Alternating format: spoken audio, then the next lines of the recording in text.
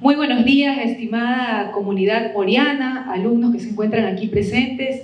Nos encontramos el día de hoy con un invitado muy especial, ex vicepresidente de la República, el doctor Otto Sonnenholzner, que nos acompaña el día de hoy en un programa más de nuestra unidad educativa denominado Aprendiendo con los Expertos. Y con motivo precisamente de esta semana, de la lectura que hemos estado disfrutando con nuestros estudiantes, con varias actividades, desde los más pequeños, así como también los más grandes, queremos invitarlo a usted, doctor, precisamente que nos hable un poquito de cómo ha incidido en usted todo este tema de la lectura a lo largo de toda su vida. Conocemos que usted veía, por ejemplo, las noticias desde los 5 años de edad.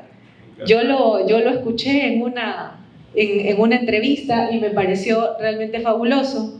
Me acordaba también yo que efectivamente cuando eran las 8 de la noche nuestros papás prendían la televisión y nos sentaban a ver las noticias y cuán enriquecedor era. Así es. Y sobre todo cómo esto va formando al ser humano, le abre las puertas, lo hace creativo, le permite ser comunicativo, le permite sobre todo tener la capacidad de poder indagar, de poder resolver, de poder criticar, que son unos en este caso, de las competencias que nosotros más desarrollamos en nuestros estudiantes. Por eso puede observar usted también aquí nuestra aula de televisión y de radio, que es hacia donde nosotros queremos impulsar a nuestros chicos, porque estamos totalmente convencidos que el éxito personal es el desarrollo de las competencias, en este caso básicas, y también las habilidades blandas de nuestros estudiantes. Bienvenido, doctor, a nuestra unidad educativa Tomás Moore. Le doy la palabra para que usted nos hable un poquito de toda experiencia y de ahí vamos a abrir un foro con nuestro estudiante Nicolás, quien va a dirigir, para que se den las preguntas de nuestros estudiantes. Bueno, muy buenos días. Erika, gracias por la invitación. Otto nomás, por favor, no soy doctor economista, estudié economía, estudié en el Colegio Alemán Humboldt de Guayaquil toda mi vida. Contento de ver y conocer el nuevo Tomás Moore, los felicito, chicos.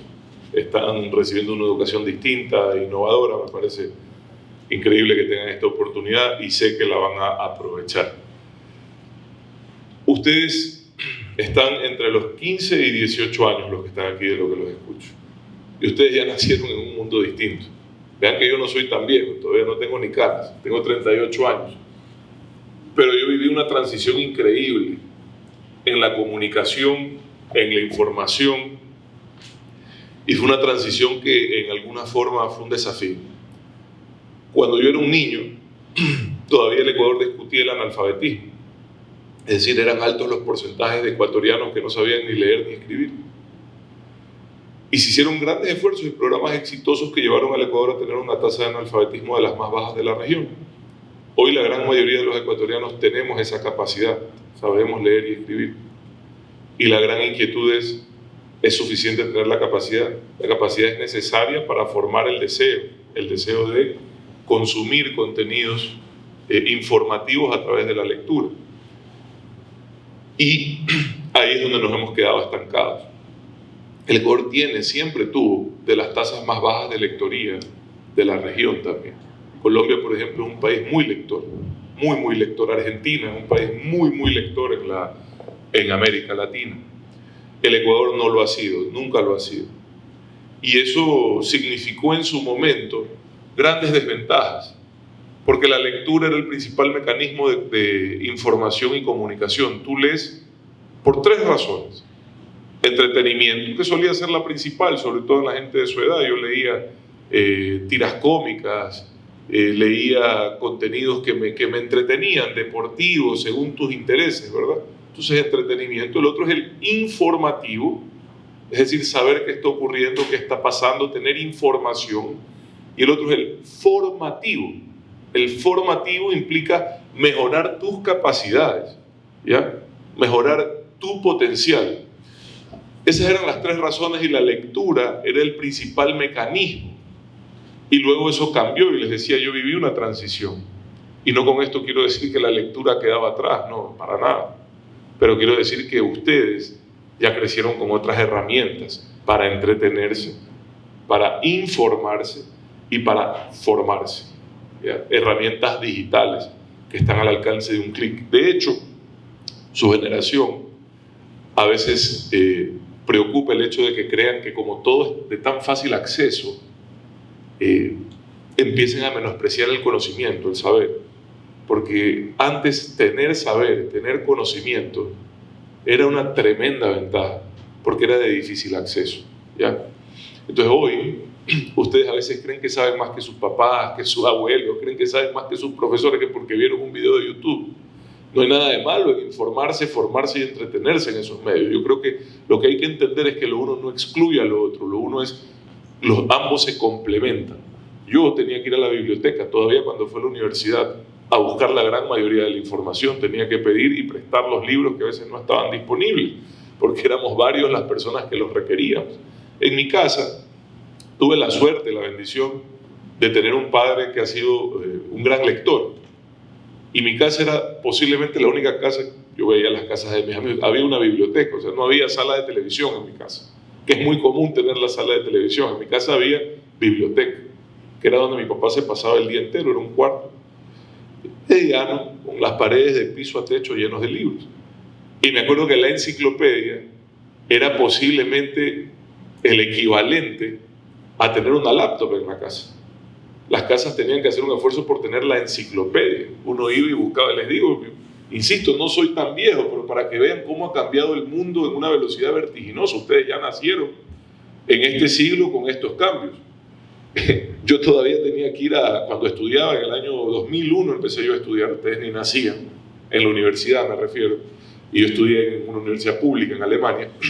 Yo para hablar con mi mamá tenía que ir a buscar una cabina telefónica. Ustedes ni han visto una cabina telefónica, ¿ya? La comunicación está aquí, la información está aquí. Y lo que a mí a veces, insisto, me preocupa y en lo que pongo mucha atención con mis hijos, es que no crean que aquí está la respuesta a todo, que no crean que esto los hace más que nadie. No, es una herramienta más que la tienen que complementar con la lectura. Ahora, ¿dónde viene el complemento? La lectura tiene una cosa increíble, que es la capacidad de desarrollar la imaginación. ¿Ya? Que ustedes mismos utilicen el teatro de la mente. Sé que aquí tienen un estudio de radio, parecido a la radio en alguna forma. Cuando tú escuchas radio, un relato, una historia, una voz, tienes que hacer un esfuerzo de imaginación.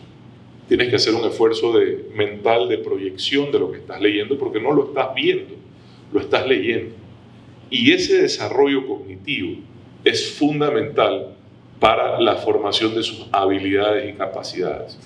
Hoy en día, desde mi punto de vista al menos, y entiendo que este colegio va por esa línea, y fue la línea que yo recibí educativa y formativamente, hoy en día la memoria ha pasado a ser secundaria.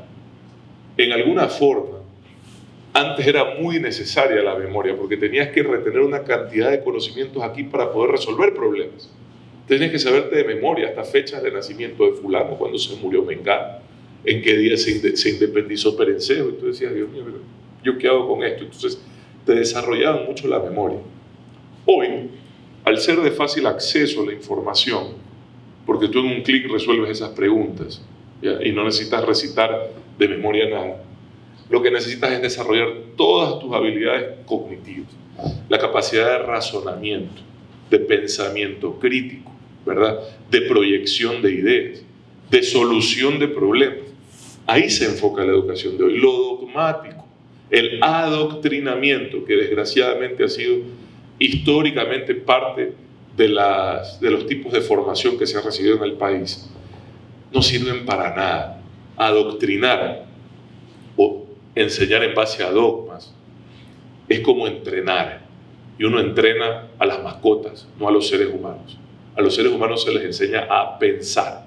La diferencia entre adoctrinar y educar es el equivalente a estar encerrado en una caja, eso es adoctrinar, y no tener ninguna perspectiva de nada, sino lo que está en las paredes. Y educar es abrir justamente todas las puertas y ventanas para que veas más allá. Nicolás Frellana, presidente del Club de Periodismo. A continuación, los chicos te tienen algunas preguntas. Gracias, Nico. Mi pregunta es, ¿cómo motivarnos para iniciarnos en ese mundo tan fantástico de la lectura? Las mejores experiencias de entretenimiento en mi vida han sido leer sobre lugares, leer historias, a veces novelas, narrativas. Me acuerdo clarito de su edad, nos mandaron a leer Frankenstein de Mary Shelley, se llama la autora, ¿ya?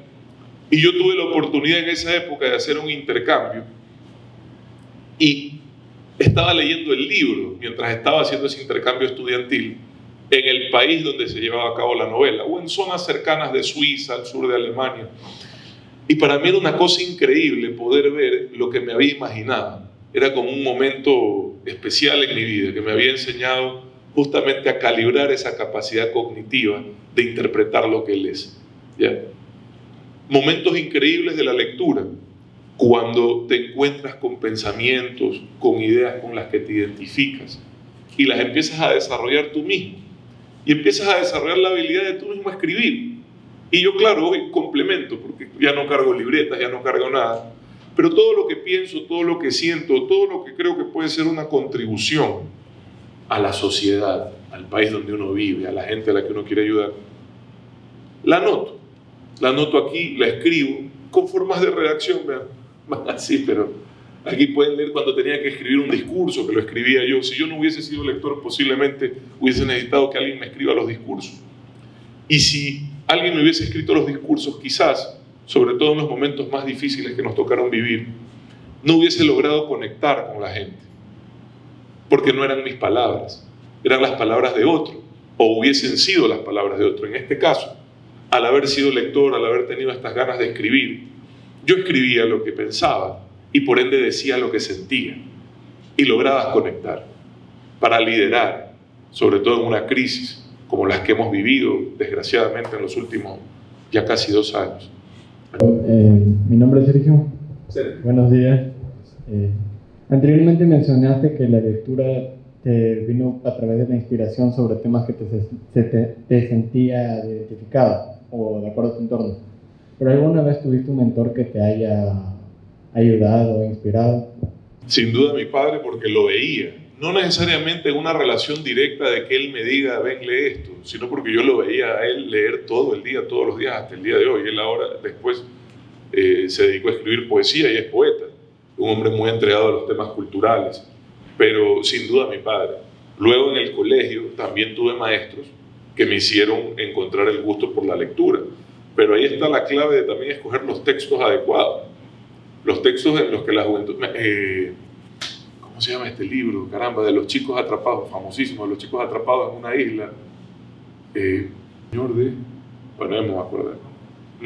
El Señor de las Moscas. Gracias. Señor de las Moscas. Y entonces en ese momento me llamaba la atención. Mira este comportamiento de un joven a esta edad solo, sin supervisión adulta. George Orwell. Yo leer ¿qué aprendí de George Orwell? Vayan y estudienlo. Aprendí algo que marcó mi forma de hablar y mi forma de escribir.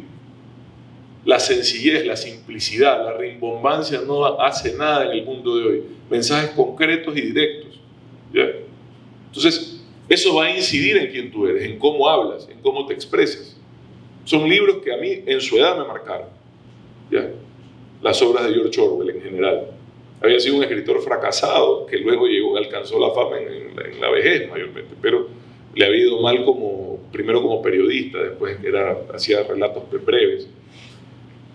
Pero ahí aprendí yo no tanto temas de mensajes que los tiene importantes, sino sobre todo de forma de expresarse, de conceptos de redacción y escritura.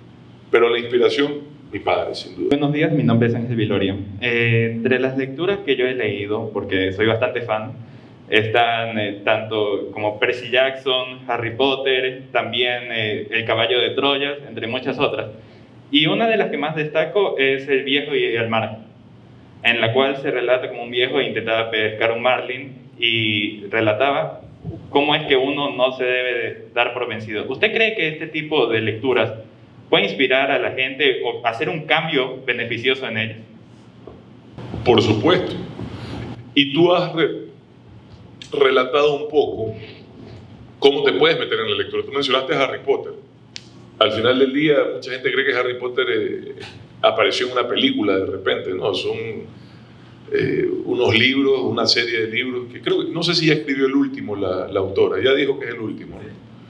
Pero que más bien ahí hay una oportunidad de engancharse con algo que te interesa. Mis hijos son pequeños y les encanta el concepto de todo lo que tiene que ver con Harry Potter. Todavía tal vez no están en la edad de leer sus libros, pero por ahí puede ser una entrada. Por ahí puede ser una entrada en algo que te interesa.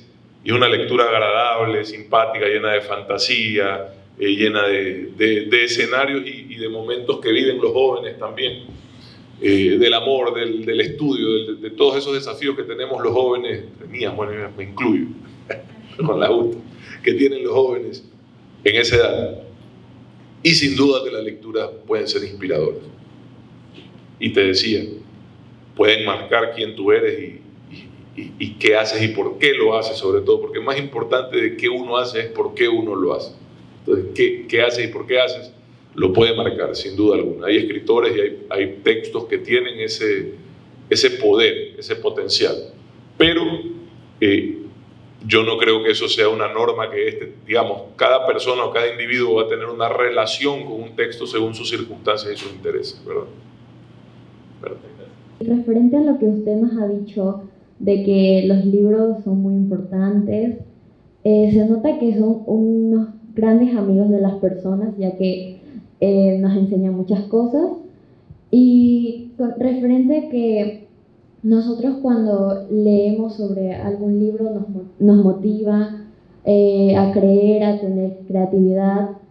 Y me pasa a mí que cuando yo leo un libro acerca de una persona, siento que ya conozco a la persona. Las biografías. Ajá, las biografías como que nos hacen conectarnos con el autor.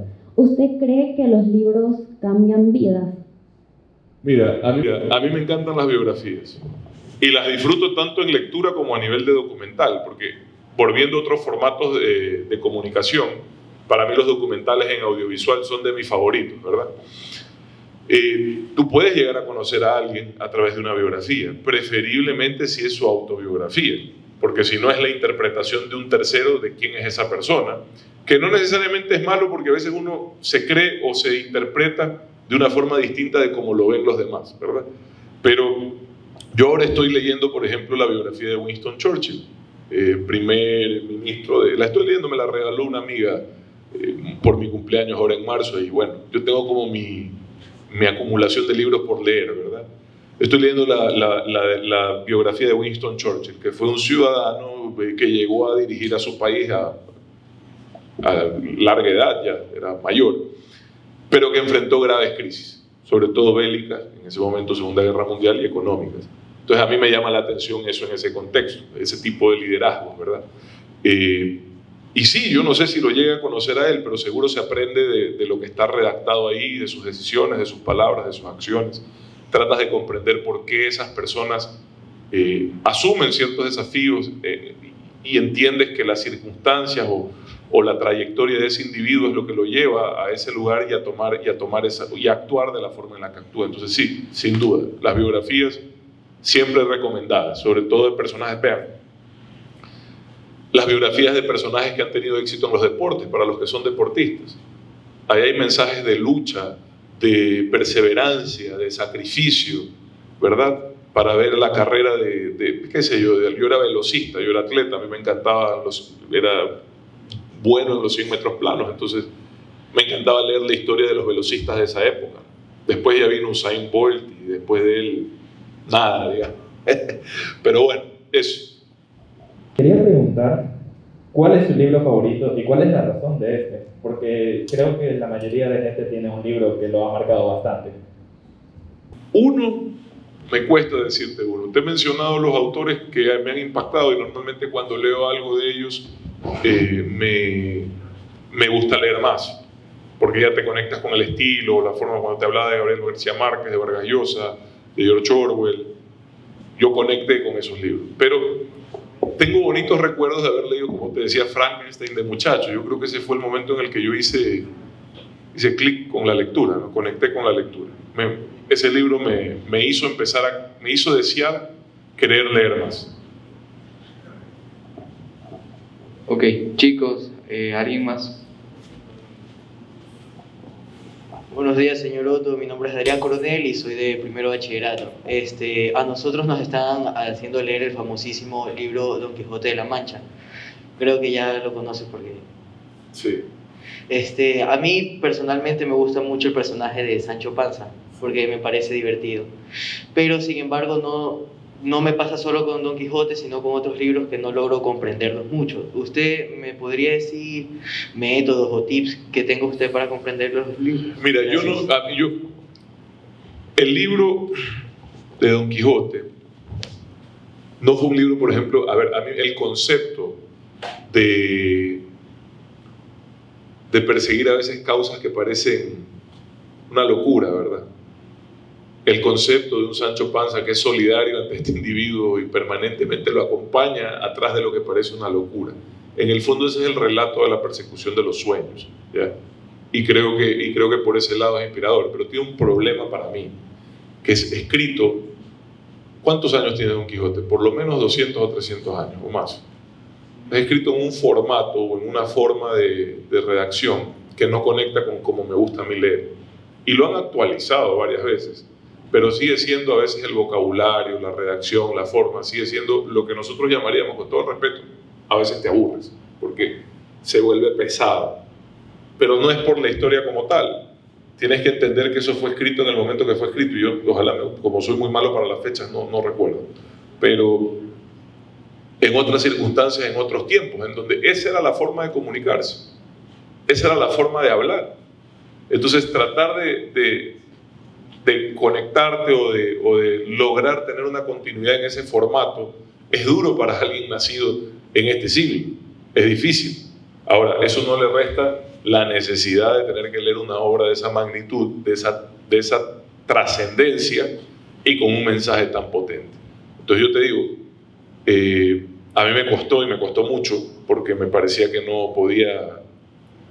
Cuando tú sabes que un libro te gustó es porque no puedes parar de leerlo, ¿verdad? Cuando tienes que hacer el esfuerzo por pasar la página y casi que por obligación, ya es más difícil, pero hay momentos en los que te toca. Yo creo que este es uno de esos momentos y ahí al final del día entenderás el peso de esa obra. El peso de esa obra, que es la obra hispana más relevante de la historia, ¿no? La más impresa, la más leída, y es parte de, yo te diría ya, es una cuestión que es parte de la historia de la humanidad como tal. Entonces, sin duda que sí. Hay otras personas que les gusta leer la Biblia, no solo por razones religiosas, sino porque son historias de vida. Son relatos, para mí, ¿qué es la Biblia? Son relatos de vida con problemas y soluciones a esos problemas, o interpretaciones en ese momento de esos problemas. Pero también está escrita en un formato que no necesariamente es en el que tú hablarías hoy. Hay historias increíbles en la Biblia, ¿verdad? Entonces, pero el formato no es actual. Las lecturas contemporáneas, yo no sé quiénes sean los escritores del momento, de la juventud, no sé, más allá de Harry Potter, del Señor de los Anillos, que terminan todo esto en grandes producciones cinematográficas. No te podría decir quién es hoy el referente, pero en todo caso, otro autor que me encanta, Humberto Eco, El nombre de la rosa, me encanta. Como por darle otro, que te queda pendiente alguna pregunta. Bueno, El nombre de la rosa es una historia increíble. Otro libro que me es fascinante, ay, caramba, bueno, ya me voy a acordar y se lo digo antes, pero eso. Ok, entramos en la última pregunta. Buen día, señor Otto. Mi nombre es Dominica Flores y mi pregunta bueno, como sabemos, la tecnología ha avanzado mucho y con eso tenemos tipos de lecturas. Tenemos audiovisual, tenemos PDF digitales y hoy en día aplicaciones de lectura para poder leer en el momento y en el lugar que nos encontremos. Entonces, mi pregunta para usted es, ¿qué cree que hay o los beneficios que existan en leer un libro físico que en digital? Me interesa mucho porque me interesa mucho la lectura y me gustaría saber su opinión. ¿Sabes qué? No. Por ejemplo, nunca me he escuchado un libro, porque sé que ahora es muy común el audiolibro, que te van leyendo mientras... Nunca lo he hecho. Creo que de todos modos ese es el formato de comunicación auditivo que tiene la radio, que también es importante en la vida porque te ayuda también a desarrollar la imaginación, ¿verdad? Y tampoco no me gusta leer más allá de noticias o información breve en formato digital, pero ya es un tema de físico, de ardor de ojos, que me da miedo. Entiendo que hay aplicaciones que te ayudan, lentes, etcétera. Ya es un tema físico. No sé si ustedes ya vinieron equipados con ojos a prueba de pantallas, pero los míos sufren bastante con las pantallas. Mis ojos sufren bastante con las pantallas. No sé si es algo común o normal. Veo que mis hijos, mis sobrinos, ahora cuando hubo todo el tiempo hasta las clases en Zoom, tenían que ponerse unos lentes porque también les ardían los ojos. Entonces, el libro no te causa eso, el libro impreso en texto. Insisto, lectura es lectura, ya depende del formato y de qué uno se acostumbre. Si ustedes se acostumbran como jóvenes a leer en la tablet y les es más cómodo y les es más práctico y qué sé yo, pueden llevar mejor las anotaciones, subrayar ideas, enhorabuena, yo no veo nada de malo en eso. Lo que yo tengo personalmente es un problema físico con las pantallas como tal, y prefiero leer en hoja, impresa, prefiero. Pero no creo que lo uno sea mejor o peor que lo otro, creo que son nada más métodos, son medios con el mismo fin. Gracias, Otto. Gracias a ustedes. En nombre del Club de Periodismo, te agradecemos por tu visita y por ese gran consejo que nos has dado hoy sobre la literatura. A continuación te invitamos también a la dramatización de Sancho Panza, está a la salida en el aula de filosofía.